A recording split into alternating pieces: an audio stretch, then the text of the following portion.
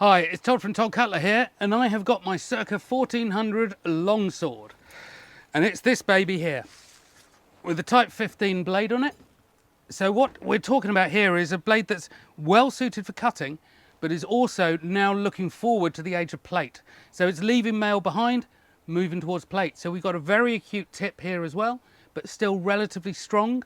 So it's good for poking at the holes in armour. Runs from about 1350 through to about 1450. So it's going to be a current sword from Poitiers through to Castillon, really. So a great deal of the latter half of the 100 Years' War.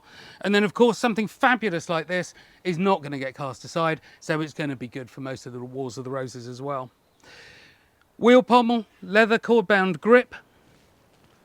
Nice subtle downturned guard. So it's not super fancy, it's fairly workmanlike, but there's nice detail in it as well. And our Type 15 blade is 92 centimetres, 36 inches long. And there is the balance point. And if that's not enough, it comes, of course, with a fantastic tooled leather scabbard. Comes with a belt as well. So it's everything that you need to look like a knight from the 100 Years' War period or moving on into the early part of the Wars of the Roses.